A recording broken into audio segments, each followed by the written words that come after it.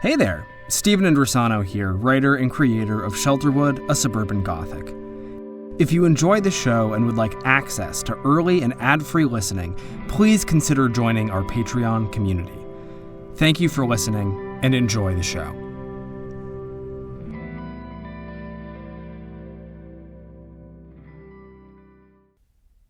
Shelterwood contains mature themes and graphic content that may not be suitable for all audiences. For a full list of content warnings, please check our transcript in the episode description. Listener discretion is advised. Last time on Shelterwood. You left early, didn't you?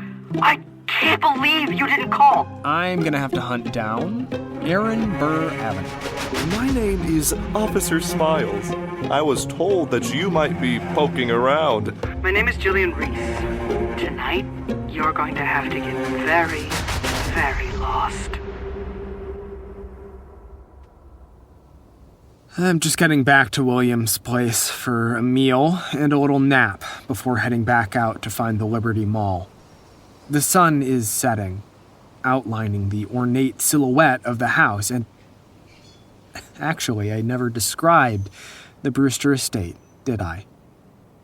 Well, William Brewster lives in a castle. Or rather, he lives in an early Victorian mansion so massive, so gargantuan, that it's hard to describe it as a house at all. There are, dozens of windows peering out of rounded spires, each view inside obscured by a placental lining of lace curtain.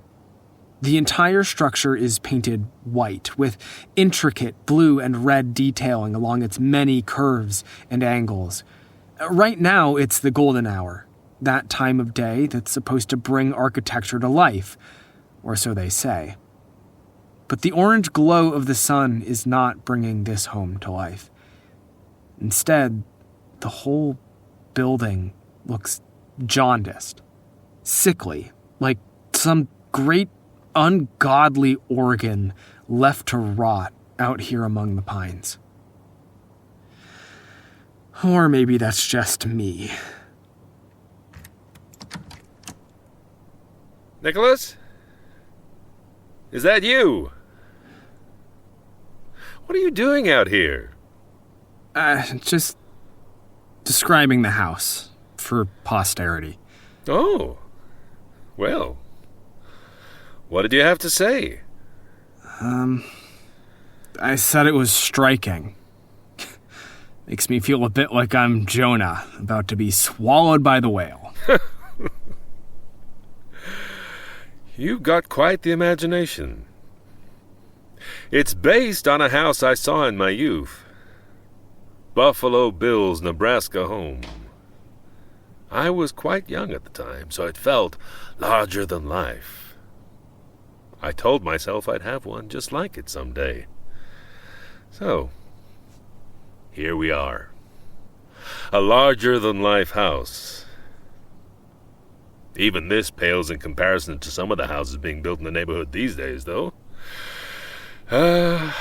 Americans do love their space, eh? But listen to me blather on. Why don't you come inside? Dinner is just about to be served. Yeah, sure. For now, we'll leave Nick to get set up for another one-on-one with Shelterwood's ever-idealistic lead architect. In the meantime, we wanted to showcase some of the strange things that Monica Mandeville sent me. She wasn't quite ready to meet up again yet, but this is what she told me via email. Sorry these files are so disorganized. I keep finding more and more footage, documents, etc. from Shelterwood online. My hands are full trying to match faces to names. This isn't even half of what I've found. Good luck, Monica. So to break things down for you, first of all, there's a lot of promotional materials in here. As it turns out, Shelterwood doesn't just make brochures. Monica found pictures of buttons, bookmarks, stickers, baseball caps, even teddy bears with Shelterwood branding. Those bears, in particular, drove Monica up a wall. See, she wasn't just collecting evidence. She was trying to make everything make sense. chewing on the problem of Shelterwood, keeping meticulous notes. Like, for example, the teddy bear. It looked like a cheap mass-produced toy, right? So Monica set out to figure out who produced it. She compiled a few dozen different companies that make custom plushies. None of them matched the Shelterwood doll. Buttons would be wrong, or ear size, or, well, the one from Shelterwood, it has a really strange, coarse-grained fur, and the eyes look, wetter, we'll say, than is typical for this kind of bear. So that led to more questions. Does Shelterwood have in-house manufacturing? How did this bear make it all the way from that side to ours, only to end up on eBay? Or at least, that's the kind of questions Monica had. And she had a lot of them, because those questions multiplied. In addition to physical items, within the last few years, personal footage started showing up online. Home videos from homes that do not exist. They're often surreal, posted to video hosting sites with, shall we say, lax moderation policies, assumed to be part of some obscure ARG. That's alternate reality game to the uninitiated. Games played over top of real life, stories written to supplement reality. It's easy to understand why one might think that. These videos can get disturbing. Take this one, for example. It's a family cookout in deep summer. Rockwell on camcorder. Hey, you come to watch the master work? As if, Dad. You're listening to a very 2000s home video of a 4th of July barbecue. There's a man wearing wire-framed glasses, a pastel polo shirt, jeans, and a Kiss the Cook apron. It seems like it's being filmed by a teenage girl. She focuses on the food, hot dogs and burgers, red meat over glowing coals. Then out at a row of identical bungalows which constitute her neighborhood. A new character comes into focus. Dear, leave your father alone. A mother, we assume, all very nuclear family. I'm learning from the master. Oh, you? So far, strange but benign. Things take a turn, though, as the camera swings over to the side of the house. He's doing it again. Oh, Jackson, get away from there. Just ignore him. He'll learn his lesson one of these days. We see a grown man, Jackson, apparently, banging on a window. He's in his mid-30s, maybe, wearing a stained white undershirt and tattered tighty-whities. It's ambiguous what he's feeling, in part because his hair is so long and matted that you can only see his mouth, open and screaming. The camera zooms in on him further. Why can't he just be normal? Then something behind him pulls him backwards, away from the window and out of frame. The image quality is too low to see what grabbed him, but Jackson is not a small man, and he moves fast. The video cuts out, and then there's a familiar image. A black screen with a white logo of an upside-down house in the center of an eye. A voice comes on. This message is a warning about danger. This place is best shunned and left uninhabited. Do not come here. Do not cross over. Leave well enough alone. Stay out of Shelterwood. You will be hearing more of these strange cast-off fragments from Shelterwood soon. For now, we rejoin Nick at a strange meal of his own, one with Shelterwood's lead architect, William Brewster. You know, we grow all our food here in Shelterwood. We have a whole community of gardeners and agriculturalists with home victory gardens. That's why our meat's so fresh. These steaks were butchered by a friend of mine, actually. He supplies the diner as well. So, how was your first day on the hunt? The hunt. How was the hunt? How was the hunt? It was horrifying. I threw up on my shoes. I went to one house, and Not only did the person living there try to shoot me, I then had to watch as some freaky balloon monster blew her goddamn head off. How was the hunt? It was bad. William, how did you think it would go? Someone tried to shoot you. Her name was Danielle Brown. Was. Danielle Brown. That woman was a menace. I'm not terribly surprised that miscreant tried to shoot you, Mr. DeRoso. And isn't surprising to me whatsoever the Officer Smiles intervened. I will, of course, have to have a conversation with him about his methods, but as a member of the Neighborhood Watch, he is afforded the benefit of the doubt. He may have saved your life. Why are you talking about that thing as if it's a person? Because Officer Smiles is a valued member of this community. He keeps us safe from people like Ms. Brown and worse. Do you think it's easy to protect a place like Shelterwood, where the residents have access to anything and everything they desire? This is quite the henhouse, Mr. DeRoso. And there are an awful lot of foxes in the world. This is a place of unimaginable power.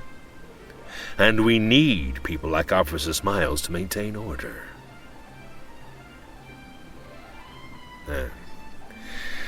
He's not a balloon monster. That's the form he takes to ensure that he doesn't frighten anyone.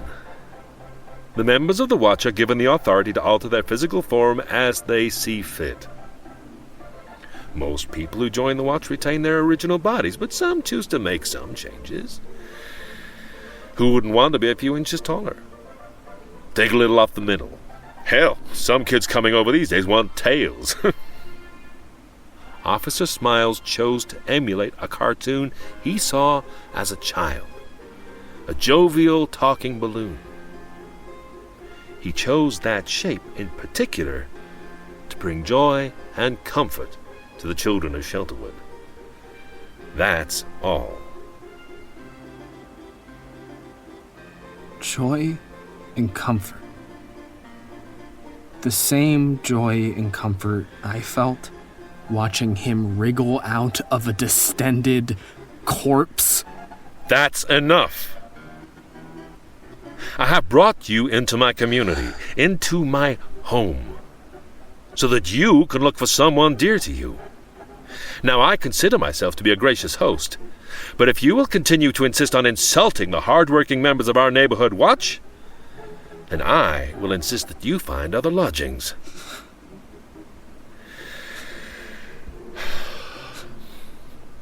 I'm sorry, Nicholas, that you had to experience more hardship today.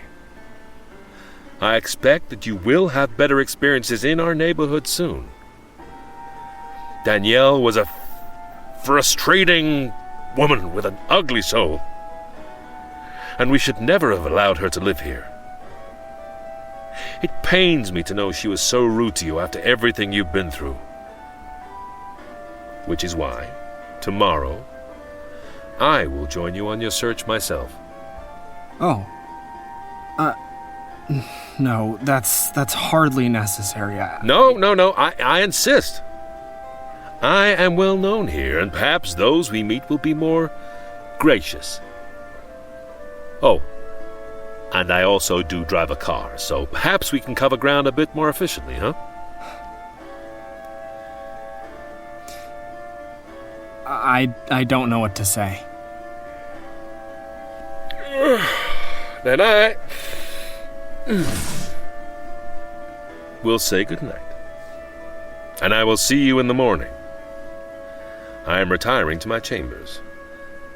I do hope we can move past this embarrassment, Nicholas. It is a very unfortunate beginning to what I hope will be a fruitful endeavor. Bonsoir, my young friend. Wait, sorry, what about all the, The china? Just leave it there on the table when you're done. It'll be taken care of later. Okay. Thanks. Any time, Nicholas. I look forward to our travels. Yeah.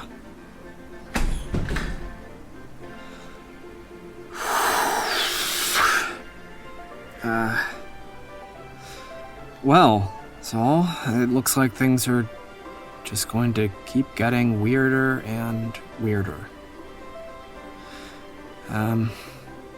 Well, it's time to get some shut-eye before the night's mission.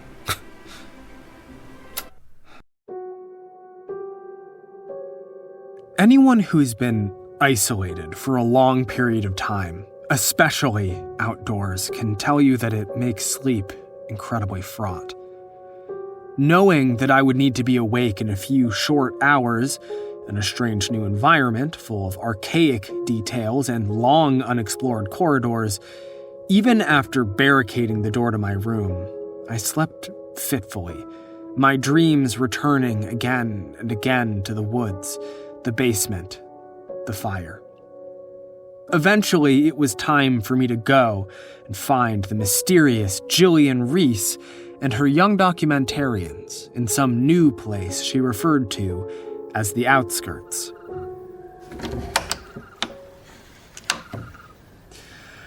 Okay, it's midnight-ish, and I am off to try and find the Liberty Mall. Now, as a reminder, I heard about this place from a mysterious voice from a telephone in my moment of need. And the only instruction they gave me was to get lost. Fortunately, I am really, really good at that. So, here goes. Okay, so we're not going to make you sit through another montage of Nick wandering around the suburbs again, even if those suburbs are inherently fascinating because they shouldn't exist or whatever. Instead, we want to zoom in on one moment, one instance of levity in a very dark story. As Nick wandered the streets of Shelterwood at night, he found himself going further and further afield, finding places that seemed hollowed out and empty. So, enter Nick, stage right, onto an old abandoned playground. Oh, whew. Oh, my dogs are barking. Okay, Solomon, I'm sitting in an old playground of some kind. The swings are swaying gently in the breeze. God, I know it wasn't summer when I came out here, but wherever I am now, it feels like early July. I don't think anyone's been out this way in a long, long time. The wood is all rotting and the seesaw is rusted nearly through, but it's not scary. The neat lawns and the white picket fences and all those goddamn houses, that stuff has been putting me on edge, but I don't know, here? You know what it reminds me of? Sadie and I used to sneak out at night during the summer and we'd go for these long, long walks, just to get out, feel the air a little while the sun was down. Our folks thought we were watching TV downstairs. The innocence of adults, right? I am going to find her, Saul. I don't care what it takes. I mean, she needs to know that I'm not mad at her, that our family isn't mad at her, that she can come home. Which is why I need to move on. I've been seeing some other defunct businesses along this way, so I don't know. Maybe the mall will be around here somewhere. Hopefully close. Oh, boy. Oh. Huh. The stars are different here. Over and out for now.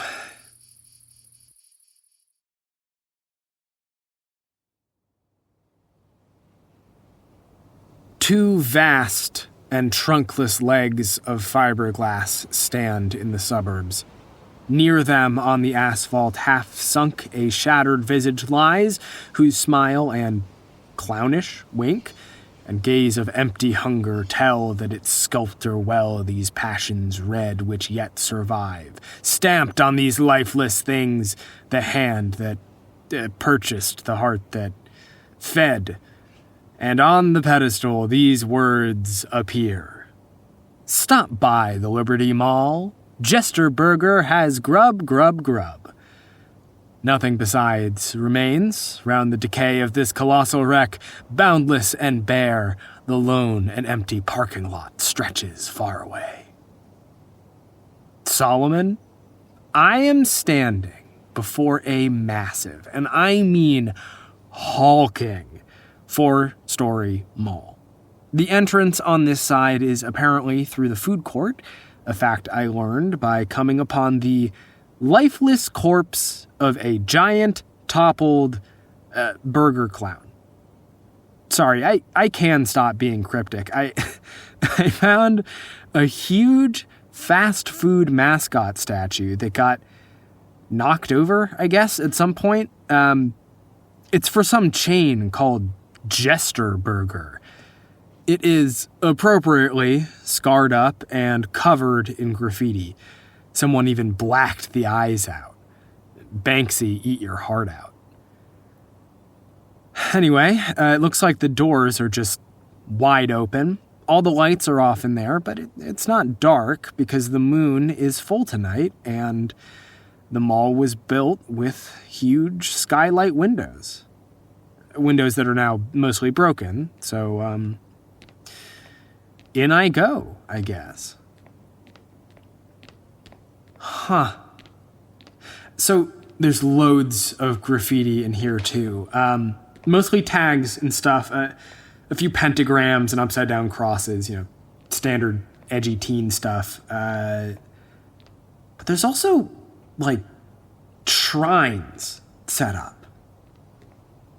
Huh. God, they look like memorials. There are candles, but most are burnt down to the wick. Some of them have photographs or drawings, or this one has a VHS tape.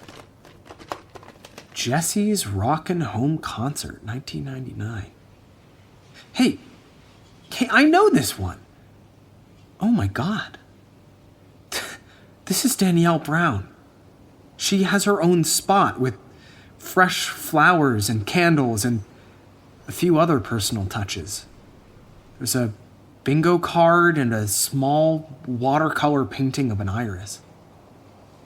I wonder if everyone here died to the neighborhood watch. Anyway, the mall is bizarre. The brand names are all weird and generic.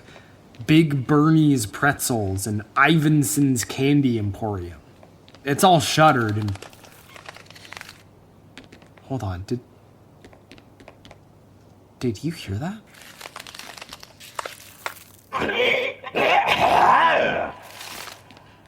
Oh no. What in the hell? Hey, psst, over here. Shh, he'll hear you. Come on, follow me. Video store's this way. What was that back there? That's the Burger Jester. He got left behind here when the mall folded. What? The other mascots died off a while ago, but he's still kicking. God knows why. Who wants beef? I don't actually know if he's dangerous or not, but listen to him. More meat, more meat, more meat. Whoa. Wow. You should have seen him at his prime. He's too weak now, but he used to be able to drop into a dead sprint like that. Actually, do you want to see him? Let's see him. No, that's okay, really. We can, keep... Jesus H. Christ. Hey, BJ! You gotta give up the ghost buddy. It's time to let go. Solomon? The, meat clown is decomposing. His head is way too big. It's smeared with white grease paint, but it's shot through with these red streaks where he's been dragging it on the floor. One half of it... Oh. I'm sorry, I can't. He's falling apart, like the rest of this place. We're all friends at the Burger Palace. That's right, bud. You may want to take a few steps back. What? Why? Just trust me. Hey, actually, can you pass me that baseball bat? In the Duke sports window. Oh, sure. Thanks.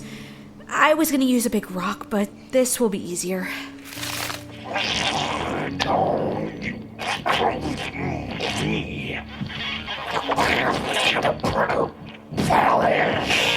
That's where we're going, bud. Just close your eyes. Solomon, she's raising the bat. Oh my god!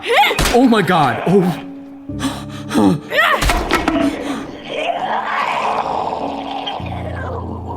There. Now it's not in pain anymore. What did you just... He was in pain. Come on. Okay.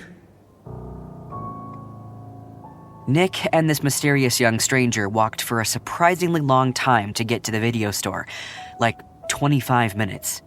Nick kept recording, ever dutiful, ever cautious, covering his bases.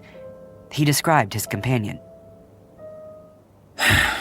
Solomon, I am being led through the mall by a 2002 style goth chick. She's gotta be like 14? Excuse you, I'm 16 and a half, and I can hear you, dumbass. We were safe then, relatively speaking. The mall didn't fall down around us, and there were no more monsters. It was, in a strange way, a moment of peace for me. By the time we arrived, I had already come to trust my new companion. Okay, here we are. Video czar. Another relic, but one we call home. Hey guys, we've got a live one. Yo, no way! Adigale? Why are you covered in blood? Are you hurt? I'm fine. I, put down the burger jester. Ah. That's a shame. He was a fellow of infinite jest. We shall miss his jibes and gambols. Ooh, he's got a fancy microphone. Yeah, I am recording. I hope that's okay. Of course you are. Fragments, figments, and found footage. That's all that's left of us here in Shelterwood. Don't mind her. She's got academic brainworms. I prefer the term expertise. It's brainworms. She's like the expert on Gothic lit. I'm more of a postmodernist myself. All right, class. Settle down. My sincere apologies for the state of our little club. We used to meet at school, But the neighborhood watch rounded up all the weird kid dissidents, and now it's just us three. Hey, we don't know that. We absolutely do know that. Enough. My name is Dr. Jillian Magnus Rhys. I'm the English teacher at Shelterwood High. My research was and is in the evolution of Gothic literature. That slipperiest of qualifications. That is, indeed, how I ended up here, in the neighborhood. This literal manifestation of that consummation of the Heimlich und Unheimlich.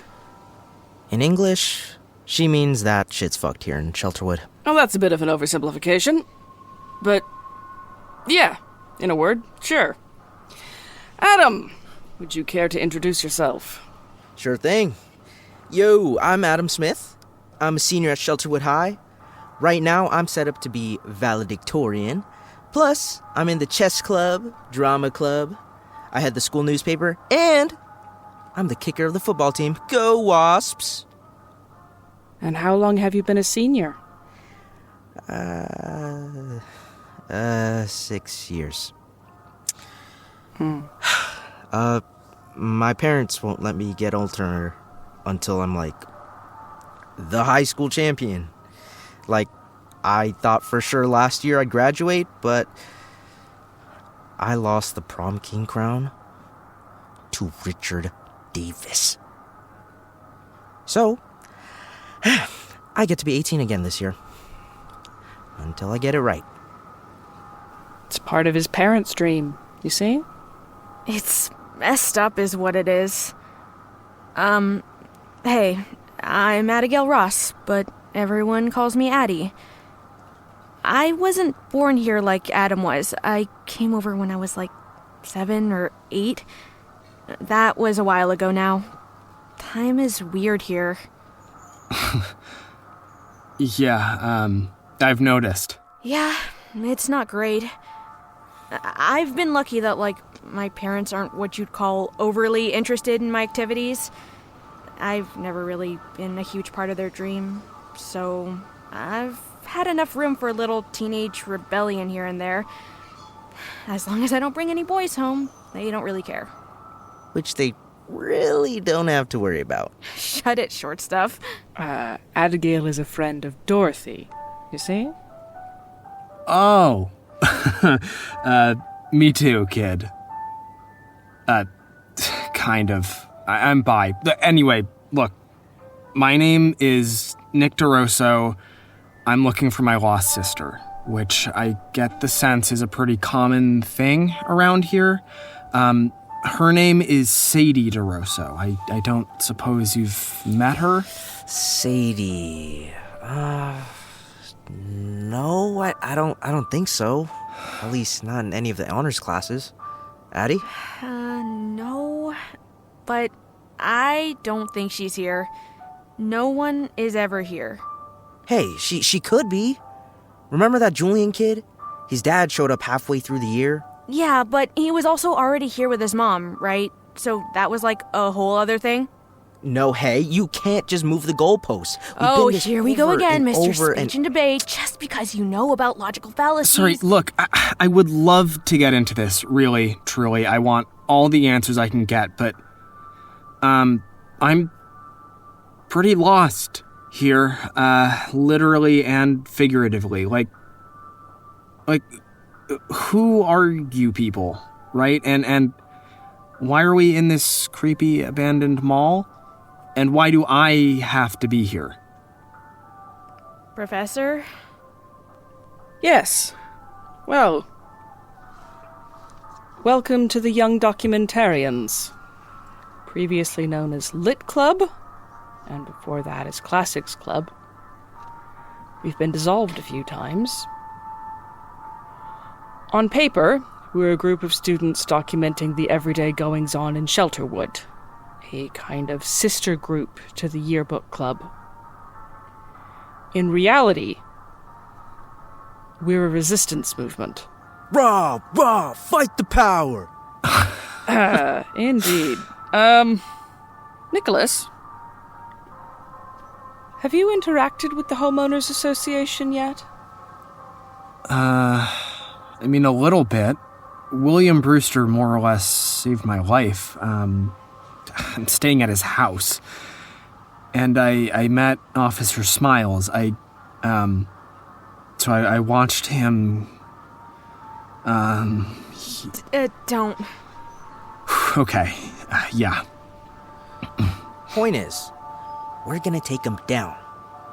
The HOA likes to pretend it runs this town, but that's a lie. They don't care about us. All they care about is rampant expansion at all costs. More houses sold, more divisions built. Forever and ever, amen. Which is why we're gonna burn this place to the goddamn ground. Don't mind Addie. She's got this freaky anarchist streak. What we really need is a slower, gradual shift towards a system. Oh yeah, incremental change. Just what we need to stop the march of late-stage capitalism into our collective subconscious. How have you seen everything we have and still believe there's anything to salvage here? Okay, 1, we're not even going to touch the whole capitalism thing until we can even agree on a definition for that term. And 2, I'm not destroying my home. We can't throw the baby out with the bathwater. The baby is already dead, Adam. Enough. Both of you. I'm afraid you've met us at a difficult time, Mr. DeRoso. We used to be a much larger outfit. Now it's just the 3 of us. We need help. And so, it would seem, do you. I was hoping we could come to an arrangement. Quid pro quo. Next time on Shelterwood. Well, what did you have in mind? Shelterwood, a Suburban Gothic, was written and produced by Stephen Indrisano and Indrisano Audio, LLC. This episode featured Stephen Indrisano as Nicholas DeRoso, Sam Stark as Solomon Crockett, Karim Kronfli as William Brewster, Noir Thornton as the dad, Lauren Kong as the daughter. Sarah Golding as Mom. Leah Bergantino as Adigale Ross. Greg Tariloff as the Burger Jester. Christian Cruz as Adam Smith. Sarah Griffin as Professor Jillian Rhys. Directed by Sivan Rhys. And Madeleine Regina.